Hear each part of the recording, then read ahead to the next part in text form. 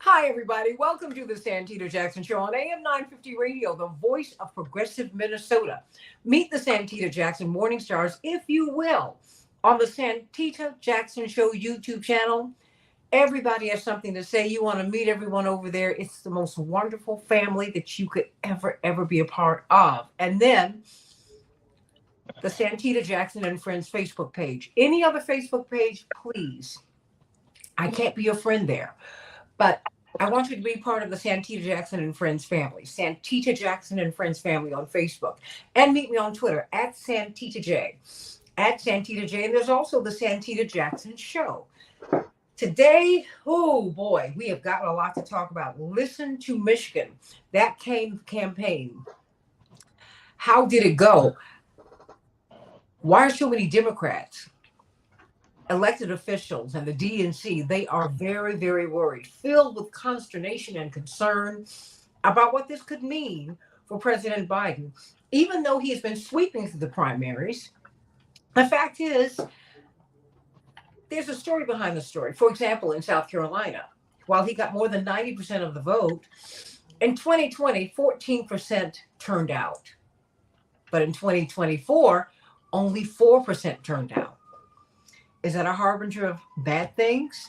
And what about this uncommitted campaign that apparently has gotten traction in Michigan and maybe all across the country, as we're watching people self-immolate, burn themselves to death, protesting Gaza? That is what we will talk about in the second hour. Airman Bushnell, 25-year-old airman, member of the Air Force, active duty, stood in front of the Israeli embassy in Washington, D.C. God bless his child, and he set himself afire. The Israeli agents at the Israeli embassy in Washington, D.C. trained their guns on him. The first responders who got there said, "Take your guns away. We need a fire extinguisher." People were calling him epithets and all kinds of things. Well, he just died. So let's talk about that, because he's not the only one. There are people, several people, who have self-immolated as we saw during the Vietnam War. None of us can remember that, but certainly we've read the stories about people who killed themselves to protest the Vietnam War. So that's kind of the thread today, protest and dissent and what we do about it. I've got a tremendous panel with me today, part of my family here, Mr. MIA. That's right, our daredevil lawyer. The chairman of the Transformative Justice Coalition. Is a little bit of inside joke, everybody. The one who stands way behind Dwight McKee, Attorney Daryl Jones. Indeed, all jokes aside, he's one of the leading advocates for the vote in the United States today. He and Barbara Arnwine, you've got to listen to their radio show on WOL. It's at 12 noon every Tuesday. Indeed, if you have trouble voting, if you need to find out about voting, if you need an advocate, not just in the vote, we wouldn't know about the Ahmaud Arbery case were it not for the leadership of Daryl Jones and attorney Barbara Arnwine, who were down in Georgia with that family when no one knew, when barely anyone cared. Of course, Dwight McKee, Dr. D, the man who gets us all in trouble, brilliant social scientist, one of the founders of Operation Push.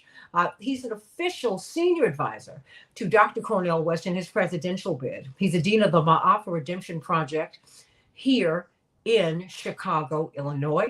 And of course, brilliant civil libertarian and author and lawyer, and really one of the great intellects of our time, Attorney Mark Fancher, National Conference of Black Lawyers.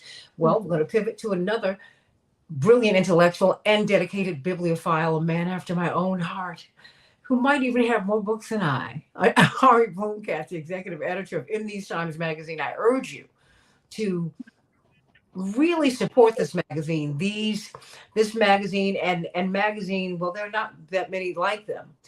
They investigate stories that need to be investigated. They tell our stories, the people's stories. And so no one has really covered and followed this Listen to Michigan campaign more closely. First of all, why has this captured your attention, Ari Bloomcatz, and you think it's going to go beyond Michigan?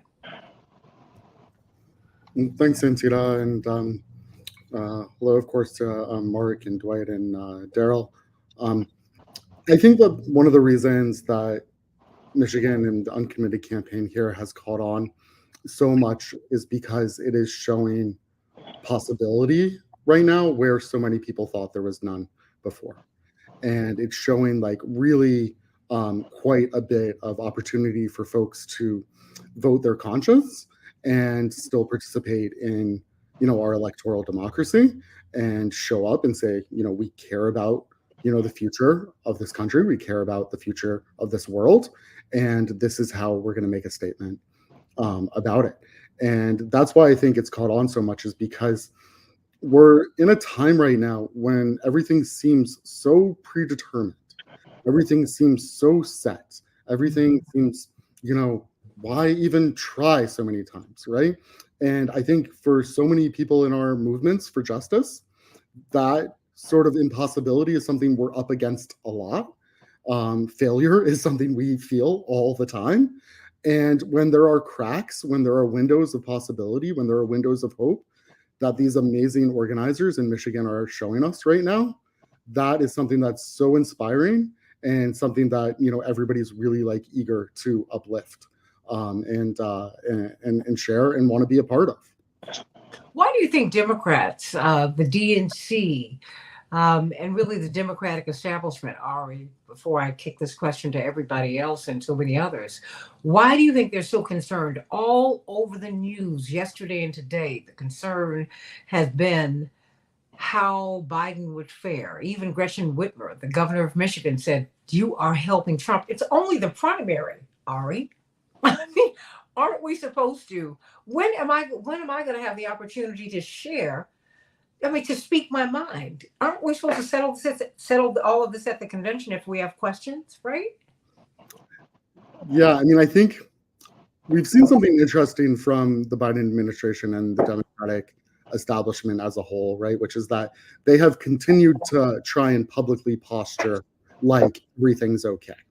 And like there's no problem, we got this, like sort of thing, right? Mhm. While the coalition falls apart, while voters are abandoning Biden increasingly, while his numbers are tanking. And so it's sort of there's like a meme, I think, of like a guy whose world is on fire basically, and he's like, oh, everything's fine here, right? And I think that one of the things that they know and that they're worried about is whether or not he can win and whether or not he's going to be like okay as a candidate. And that's, I mean, it would be silly to think that they weren't concerned at all about this at this point, right? The numbers are really, really tough. The math is really, really tough right now. And while it's still like possible for Biden to win, the math is increasingly tighter. Trump is increasingly ahead in a lot of ways. And so I think that like they are absolutely concerned, and that's why I think like we're seeing them trying to put the squeeze on different politicians to try and shore up support. And one of the things that I think is so interesting about Michigan, and I think Mark can speak to this a lot more, is actually the swell of like political support for the uncommitted campaign, and sort of the swell of like what's happening there. And we're seeing it elsewhere. We saw Beto O'Rourke, right, come out in support of the uncommitted campaign. We're seeing other people come out in support of the uncommitted campaign. And so I think this is the most recent, but possibly the most profound example so far of the Democratic coalition really splintering and falling apart in a lot of ways. And they are frightened of this. They are absolutely frightened of this. They'd have to be idiots not to be. They really would. And I think that they are, in many ways, they've made a series of bets. I think they're hoping that if they go hard on reproductive justice, after all of this, that everybody will forget about all of this. Everybody will be so like worried about Trump that the horrors of Trump will cause like everybody to forget. And I think what they're increasingly realizing, people aren't going to forget. This isn't going to Mhm. go away. No, not with Mark Fancher, not when you've got people who are setting themselves afire. I mean, Aaron Bushnell, an active service airman, set himself afire in front of the Israeli embassy. He didn't go to the White House, he went right to the Israeli embassy and was shouting, "Free Palestine." And before he did that, he said, what would you do in a time of slavery, in a time of apartheid? He said, maybe you'd be doing what you're doing right now. Nothing. Well, I'm going to do something. A lot of people are in their feelings about Gaza and about a lot of things, Mark. What are you seeing? You're on the ground in Michigan, in Detroit. What are you seeing with this campaign? Is this a harbinger of things to come? I mean, is this people power at its best? Yeah, it is. And, I think that the Democratic Party leadership is afraid of the wrong thing. They're afraid of possibly losing the election. There's something much more profound going on.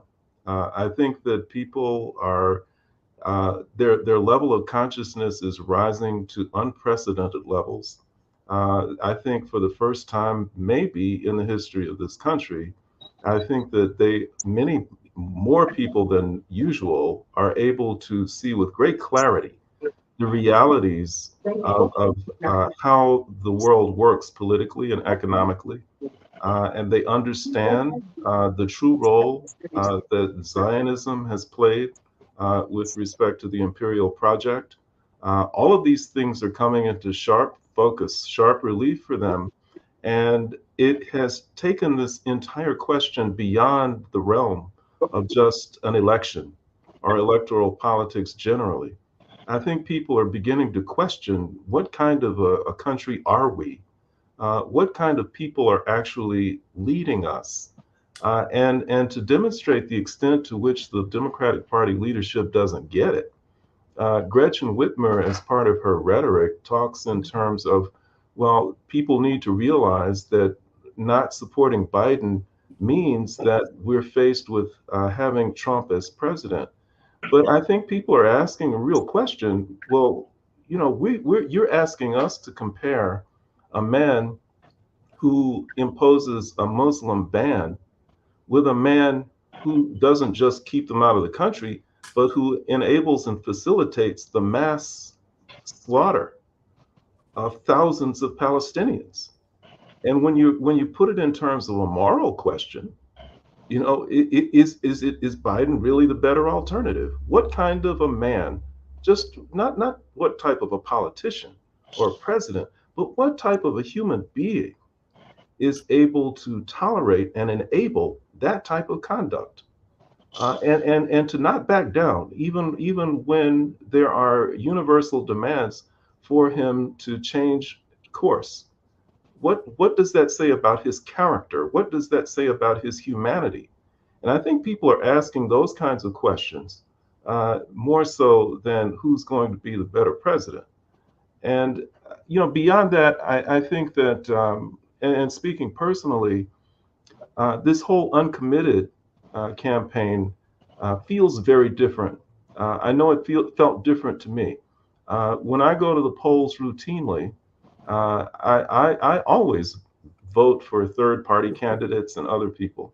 And I do it because I feel like, well, that's something I can do. But there is always a certain level of disappointment or frustration when you actually, in the end, see that really the people that you voted for um, didn't really register even in the final results, and you feel good that you maintained your personal integrity and your commitment to your own principles, but in many ways it seems like sort of a futile exercise.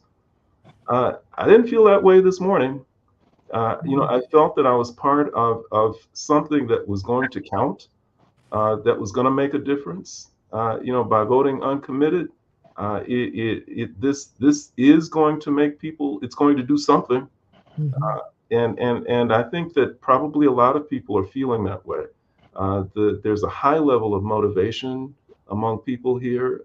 People that I know don't normally spend their Saturdays phone banking and calling people and trying to get out the vote. I know that they were doing that, trying to get people to go out and vote uncommitted. At the polling place where I went, there were very few people there, which means that probably the people who are actually going to show up and vote are people who are motivated. They've got something to vote for, and those are more likely people who are going to vote uncommitted. And so it'll be interesting to see what the end result is. It's a phenomenal sort of a situation that we're in. So, Daryl, it seems that this, as I'm listening to Mark and as I'm listening to you, Ari, that this is not promoting voter apathy, as some people are saying. This is promoting voter activity. Mhm. I remember back in the day, Mark, Dwight, Ari, I don't even know if you were born when Reverend ran for president, but that was the first time many of us, my friends, voted. And Dwight, you remember Candace Simmons, Reverend Candace Simmons, really my sister friend, my beloved sister friend who passed away a couple of years ago. She said something that Chris Rock said. She said, when I registered to vote and when I voted for Reverend, that vote meant something to me. And I was excited about going to the polls because I felt like, huh. I mean, Bernie Sanders, people, every now and then, for a lot of reasons, people felt that way about Barack Obama. That it really goes beyond that person. It's about the proposition, right? But so it's not, it seems like it's not making people apathetic. It's Mhm. promoting some kind of activity. Yeah, and I would agree with you, Santita. There's something about the Listen to Michigan vote, because it's organic from its growth. And it's one thing when these voters have gone out and they've elected a candidate. The Listen to Michigan now, with the ability to vote uncommitted, gives them now an opportunity to hold their candidate accountable. Right? They're sending out the message now in a way that doesn't defeat the candidate, right? Because it's the primary election. So it's not going to defeat the candidate, but it's sending the candidate the message, this is where you're off. We're upset with you. We're going to vote uncommitted. We need you to see the numbers of people that are against you, the percentage that's not with you. And, as we know in Michigan, that was the state in 2020 that Biden won by what, 3%, right? And so there's not a wide margin that's available for him to be able to scoff off any voters. And so the uncommitted campaign, it's the shot across the bow. It's the warning shot, because it's the primary election. This is your opportunity, President Biden, to get it right. This is your opportunity, former President Trump, that if you're going to be weighing in on this issue, to be on the side of the people of Michigan on this issue if you want their vote. And so I think the uncommitted campaign certainly has that je ne sais pas to it that makes people say, this is something I can do. This is how I can show my dislike with a policy and give the person the opportunity to change that policy before the general election. So that's what I see the uncommitted voted doing. And while it's a large part on the Gaza, within the African American community within Michigan, I understand there are a whole bunch of other issues, getting to Troy and Flint and all those other areas. There are all kinds of issues that are there, but it clearly is the shot across the bow to say, you're not what we voted for the first time. I'm going uncommitted until you make a change in policy and earn my vote for you. That's how I see that, Cynthia. Dwight McKee, how do you see this? Is this people power at its best? Is this grassroots politics? Um, Genuine dissatisfaction with Biden? What is going on here? Well, it's all above.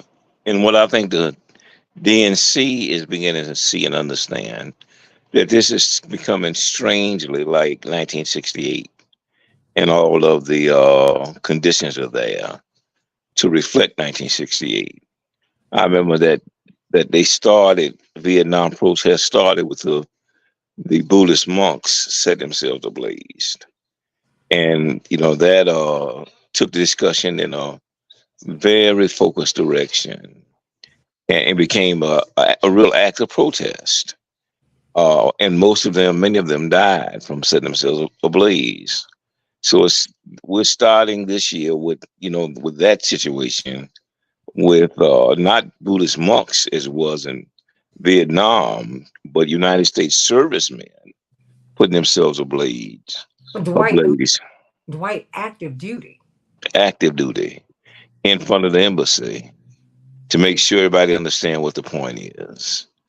And you see now a revolt from the young people, 68, it was clearly a revolt, a generational revolt, where the young people really, turn away from the conventional democratic process and begin to organize a whole protest movement. And you're seeing that with these young college students and otherwise in revolt against, conventional politics, and they're in the streets. Also, you saw a break in 68 of the Democratic Party, where you saw, Johnson ended up dropping out, and you saw a clear break between, the old Daily crowd, the old conventional Democrats, and the new breed of Democrats under McGovern, who are more peace advocates. And you're beginning to see that now in the Democratic Party. You're seeing a clear break between those who are anti-war and those who are pro-Zionist. And the backdrop out of 68 was Johnson ended up dropping out and Nixon became the president. You see the same potential in this situation, where Biden either may drop out or may lose and Trump become the president. And so I think they're fearful because they kind of see the handwriting on the wall. What do you think? What do you see the party doing? Do you see them, Dwight? What did they do in 1968? Did the party react? Did they just completely miss it in 1968? No, So much of that was centered in Chicago under J. Daley, who was the most influential mayor, really probably in the history of the country. No, they split. They became repressive, and Daley sent Chicago police after the demonstrators and tried hardline. Didn't really work effectively. The McGovern them tried to become the peace advocates and create a counter momentum. They didn't have enough time or enough people to go there, and so it just divided the party, and it swept Nixon into the White House. And so I kind of see the same scenario come in now. I don't think that the Democrats will have, even if they declare ceasefire next week, which is Biden trying to do, I don't think they have enough time or enough momentum to turn this thing around. Which brings me to you, Ari. I mean, because you see now, okay, we're going to get the ceasefire in place, and okay, is that going to shut anyone up? I mean, what have we seen in the length of time it has taken them to pull this ceasefire together? I mean, because I don't know if that's going to stop the counter conventions and a lot of the organizing that we're hearing about and that we're seeing as people are preparing to come to Chicago. People are preparing to come to Chicago, Ari Bloom-Katz of In These Times magazine. And you can go to inthesetimes.com to read their articles as well. They're preparing to come to Chicago and they're ready to demonstrate, Ari. Yeah, well, I mean, I think there's a couple of things. There's the idea that a ceasefire will stop things, I think is a bit multi-dimensional. I think like there is such a thing as like stopping the Israeli military right now from dropping as many bombs as they're dropping and, going in and murdering as many people as they're murdering. But we know that the occupation is ongoing and has been ongoing for decades and decades and decades. And I think a lot of people who are activated in the movement right now and who are calling for ceasefire are not actually just calling for ceasefire. Like, as you saw from, Mr. Bushnell, who died, they're calling for a free Palestine. They are calling for an end to the occupation. They are calling for an end to the system of apartheid that has been widespread. And as much as we've seen, not just in Gaza right now, the situation in the West Bank is absolutely horrifying as well. The situation in the South Hebron Hills, where settlers are running rampant around, killing all sorts of people, killing sheep, going after people, kicking people out of villages. The ethnic cleansing is ongoing. And so I think that the movement demands right now are, yes, stop the genocide immediately, but that isn't going to put a stop to this issue. That isn't going to somehow all of a sudden rehouse all of the what is it, 85% and 90% of Gazans who have been displaced. This issue doesn't just go away. And I think that's going to be a hope for Biden and the Biden administration, that maybe if he can somehow claim victory, that this will go away. I don't know how you make an issue go away when people's family members have just been murdered. I don't know how you make it go away when people's communities have just been completely uprooted and they have no place to live, and they've been made to eat animal feed and drink seawater for weeks on end, when entire families have been murdered and killed. I don't know how you just make that go away. And I think that's what a lot of the people in the Uncommitted campaign in Michigan are saying. And when, Iman Abdulhadi interviewed Leila about this, and one of the questions that Iman asked was, what will it take for, Biden to come back to Michigan and things like that? And the answer was not just call for ceasefire. The answer was basically calling for ceasefire is the first thing that you can do if you even want to talk to us. That's if you even want to talk to us, which I think is honestly a incredibly gracious response and answer, even in the circumstances right now, given what the United States administration and military has done and provided to enact this genocide and the number of murders that it's on. So I don't think that this just goes away. And I think that's a large message that I think is resonating with a lot of folks right now. And I, as I mentioned before, I do think the Biden administration is really banking on this idea that the specter of Trump will cause everyone to somehow forget. That the idea of sort of a Handmaid's Tale type future will cause everybody to forget. And that is just, in my opinion, not actually listening to the people who are crying out right now and saying that we will never forget this. This is our lives. These are our family. These are our communities. These are our people. This doesn't go away. Mark, are people frightened of Trump? In 2020, that was the rallying cry. Oh, you don't want Trump anymore. Is that going to work in 2024?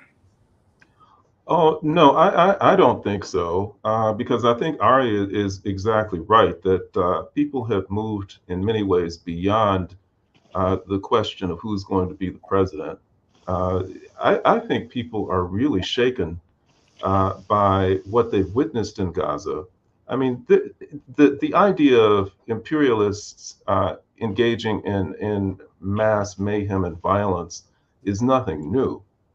But I think that for the first time in a long time, people have been able to see it up close, personally, and in real time by way of the images that have been coming out of Gaza.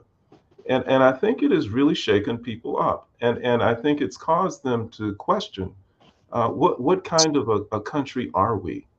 Who really are these people who hold themselves out as our leaders? And we really have to do something about this. I don't think people are comfortable with the idea of these kinds of things being done in their names. And I think that frightens them a lot more than Trump. And I think that for certain oppressed communities, Black and Latino communities and others, Trump certainly doesn't frighten them because all of the things that people who say they're afraid of with the Trump administration are things that are already part of the experience in these communities. They're afraid of fascism and a police state and all of those kinds of things. Well, these communities are already living under occupation. They've already got police beating them without cause and jailing them and killing them. They already have all of that. The idea of being watched all of the time, they're already watched all of the time. I mean, all the things that they are traditionally held up as problems with a Trump administration, they're already part of the experience. So, they're not afraid of that. I think that there are other things that concern them. And the depth of the commitment to trying to go beyond, as Ari said, just a ceasefire is quite evident. I mean, the African Methodist Episcopal Church, of which I am a proud member, not that long ago, issued a statement about the Gaza situation, and the first line of the statement is calling for essentially complete disengagement from the state of Israel by the United States. I mean, this isn't a statement that's saying we just want you to stop the killing. It's saying, cease all funding and connection with Israel, which speaks volumes. But upon what basis? Because the AME is traditionally as radically founded, but a conservative congregation. But the Black church tends to be. What inspired that? I mean, what do they mean? Complete disengagement. I think that whatever may be said of the AME or any churches, really, Black or white, at bottom, what they're about is a commitment to the principles of Jesus Christ. And when you have flagrant violence, killing, mass murder, crimes against humanity, when you have that being perpetrated by obvious culprits, then it's enough that they want to be consistent with their doctrine by saying we can't be a part of that. When it comes to doing God's will and not doing God's will, there is no middle ground. There is only right and wrong, and what they see happening in Gaza at the hands of Israeli Defense Force and with the support of the United States is absolutely unacceptable, and there can be no compromise there. This is resonating with you profoundly, Ari. I mean, religion really helps us to put godliness at the center of our being. We all have different paths of getting to God, but that's really what it is. And you are a deeply, deeply God-centered person and deeply religious too. Why did what Mark said resonate with you so profoundly? Well, I think like one of the things that Mark said here that resonated with me like really profoundly is about God's will. But I think that for me and for so many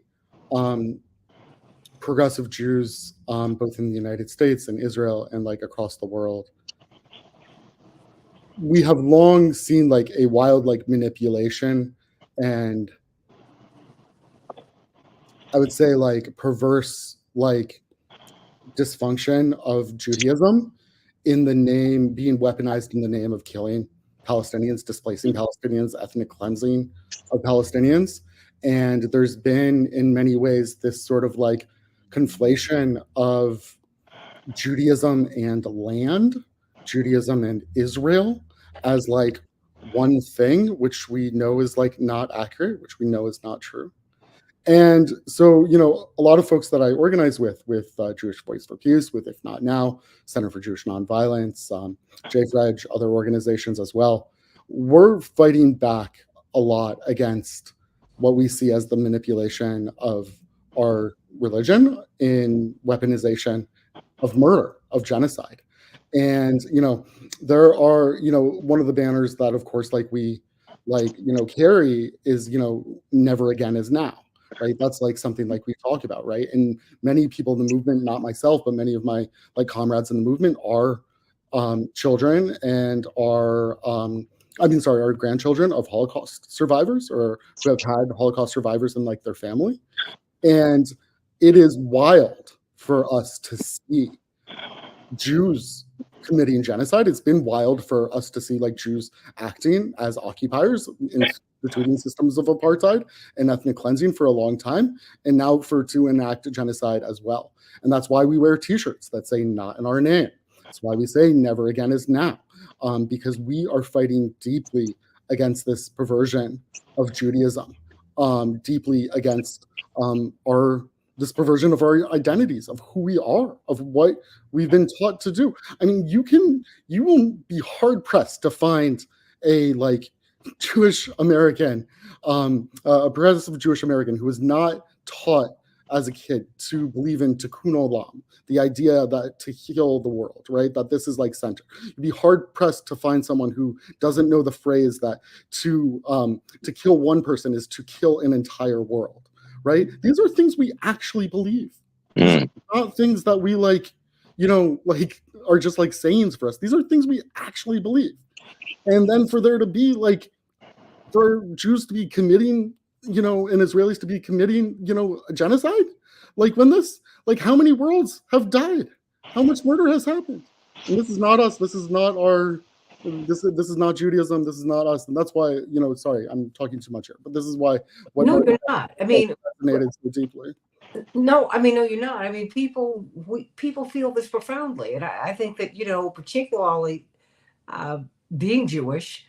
I mean, Dwight, I think you would agree. You don't hear enough of your perspective, Ari.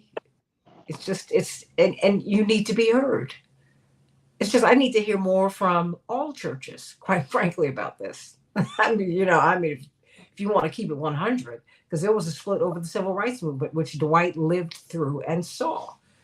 And in these times of challenge, I need to hear from the people of God. Yeah, but what I will say, like, that's interesting to me, right, is that like the leadership we've seen from black churches right now, the leadership we've seen from black leaders, we are not seeing this leadership in Jewish communities right Why now. not? Like we have some movements, we have Rabbis for Ceasefire, that's a great movement, but that's because our institutions, the Jewish institutions right now, including places like the Anti-Defamation League, places like the Jewish Federations of North America, places like the Council of Presidents, these are organizations and institutions that uphold Israel at all costs ideology, that are upholding the genocide, and we are not seeing the leadership that we need right now from our Jewish leaders. And that's why, frankly, many of us are done with our Jewish institutions. We're just absolutely done with them. They are not serving the interests of justice. Are you looking to reform them? I think we're looking to see what's new. I think like we're really looking to see what's new. And one of the things that we actually published in a piece recently from Rebecca Vilkomerson and Danielle Rajendra was actually about the fact that they are looking to labor right now for what possibilities could be. And they're looking at movement, reform democracy movements from within labor as like, oh, hey, so could we, those are the type of democratic institutions that maybe we need in the progressive Jewish community too. That's it. I mean, we'll see. Dwight McKee, what do you say? Well, we are the descendants of Holocaust victims and Holocaust survivors. And it is part of that that gives us the empathy to identify with the Holocaust that the Jewish community went through in Europe in 1939 to 1945. So to assume that would only apply to the people of, that would only apply to people of who are not black, or people who are oppressed because they are of a different religion, is not to understand the extent. Oh, we have to get Dwight back. He'll come back. Whoa. I mean, it seems though that my parents always taught us, Dwight, when Dwight comes back, Mark Fancher and Daryl Jones and Ari, that your religion is supposed to shape your politics. Your politics is not supposed to shape your religion. And far too often on the right wing, we see politics shaping people's religion. And that's part of the mess that we have now. What do you think about that? Because my parents said your sense of religion ought to make you want to fight poverty, end it. Your sense of God should make you want to seek justice. Your sense of God want peace. You will fight against war. Your sense of God shapes that, and far too often the opposite is true. People take their politics, and they wrap it around their religion. And then you've got what we have now. You have Zionism, you have Christian Zionism, you have these evangelicals on the Christian side. You can just keep on going right through all the religions, and this is what you see. Mark, Daryl, Ari, anyone want to take a piece of that? No, I heard an anecdote that there was someone who was speaking before a white evangelical crowd, and he was reading some of the teachings of Jesus. And at the end of it, this guy walks up to him and said, "Where'd you get that crap?" And so he said, "Jesus said this." And he says, "No, he didn't say that. That sounds too weak." Mm. And I think that, it is exactly right that I think that people do the exact opposite of what God calls them to do, which is to look to the Spirit, and to be guided by it, as opposed to dwelling politically, economically, socially, and otherwise in the affairs of this world, and focusing primarily on self and the immediate concerns of self. And when you're focused only on that, on what I see as the material conditions before me and what I need to do in order to look out for me, Mm. then you're bound to go wrong. And I think that that's where so many go wrong. I think that people of the Jewish faith who don't do that, who understand what their relationship with God is and should be, uh, are those who reject uh, much of what Zionism has been about and have paid a heavy cost for it. They're marginalized, ostracized, punished, and that is the fate of those who stand with God. That's what happens. The world and the spirit uh, don't reconcile. They're in many ways at war with each other, and I think that that really comes down to that. That's what it comes down to many times. Many who are standing fast, they proclaim themselves to be Jewish, but they stand firm with what Israel is doing, are those who are doing the exact opposite of what spiritual people should be doing, which is to love God and to love other people. And if what you're doing instead is loving yourself, loving your immediate family, loving your little community, and doing what you think is required by material conditions to preserve them and only them, then you fall prey to the trap of supporting everything that Israel stands for and what it does, because the idea behind Israel is to protect us, Mm-hmm. protect and we don't care about anybody else. We only care about our own community, and we will do whatever it takes to protect us. And that's the exact opposite of what God calls us to do. And so many of us have a little bit of that in all of us. It's all part of the human condition. Dwight, you were making a point before you were cut off. Yeah, I'm sorry. I was saying that it's our shared experience in being descendants of victims of a Holocaust. They give us the empathy to sympathize with the Jewish Holocaust from 39 to 45. And so once we see that happening to somebody else, more than anybody, we empathize because we understand what it's like to be a helpless community that's bombed by a larger community. We understand better than anybody else how it feels to be a community um, lynched and desecrated and being helpless to stop it, but not being able to find any justice from it. And so when we see that happen to somebody else, we more than anybody else can empathize with that.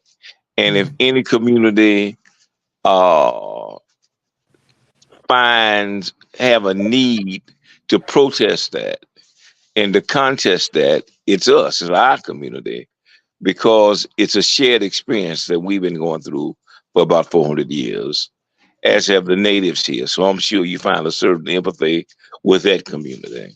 But And so we stand with you all, Ari, as brothers in the faith, with the same belief and the same conviction to stand up for those who can't stand up for themselves. But we started off talking about listen to Michigan.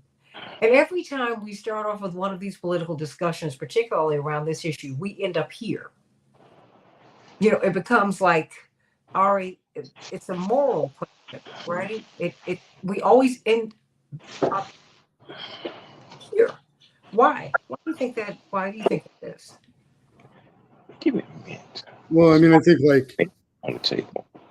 I think like a lot of things, like, I think they wind up being moral questions at the end of the day. I mean, whether or not you should murder people just for being alive is a moral question, right? But it's like, I mean, even calling it a question seems like rather insulting. But I think the idea of morality in general gets so manipulated as well and weaponized as well, right? About like what's moral in defense and things like that.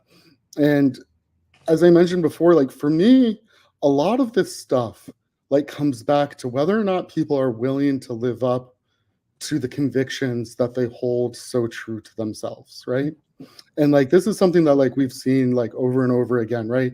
That like our country, like, and our leaders like generally fail to like actually live up to the oaths that they've like sworn, that they've like taken.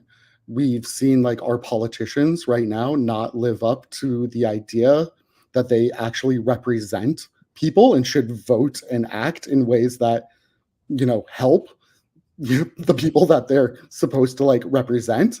And that's like what we're seeing out of Uncommitted right now. And that's like one of the things, which is, when I said at the beginning of this call that like people are excited to like vote their conscience, it's because doing things that are moral feel good.